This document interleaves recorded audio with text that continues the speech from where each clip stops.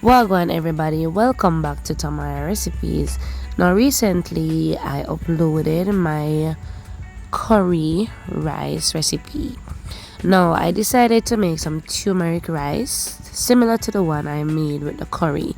Now I love turmeric and I love curry, right? But when I'm making my rice, I like to add some fresh coconut milk and some natural flavors in mine.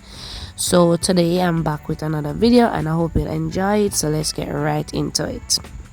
So first I'm going to saute some garlic and ginger. Now the ginger add flavor and also the garlic. Now I'm going to add some turmeric powder. Yes, so in my curry recipe I use some coconut oil, but today I'm just using regular vegetable oil. Alright, but for me the coconut oil give it more flavor, but I didn't have any coconut oil at hand, so I'm just using what I had.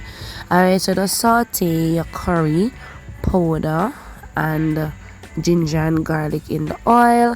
After doing so about a minute, I'm gonna add my nicely washed rice. In that video I used some jasmine rice, but today I'm using some parboiled rice. So the parboiled rice takes a longer time to cook and it needs more liquid. Alright, so just like how I did with the jasmine rice, where I fried the rice before I added the coconut milk, that's what I'm gonna be doing today as well.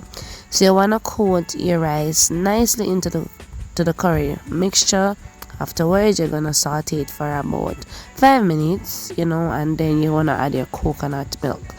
Now I'm using some freshly blended coconut milk to mine. Alright, so at this point I'm gonna add my coconut mixture. Now bear in mind that because I'm using more or different type of rice, I'm gonna add some water.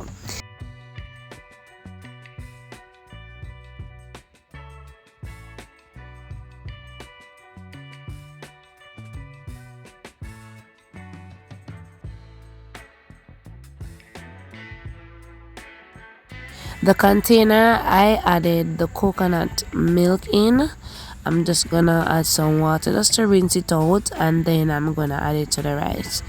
Now I'm gonna flavor the pot with just some salt and some more fresh garlic and some thyme and mascarpone pepper and a few onion slices. Now I did use some scallion, but for this recipe I'm using onion. Now you can always replace the scallion with some onion if you like.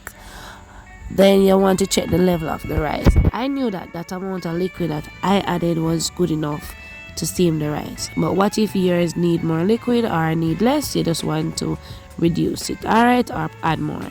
Now I'm gonna turn on the flame at this point because the liquid almost fully dries out. Alright. Now I'm gonna have mine with some fried and cooked down chicken. Now I have another recipe, or I think I have two uploaded, so I'll leave a link in the description box where you can check it out.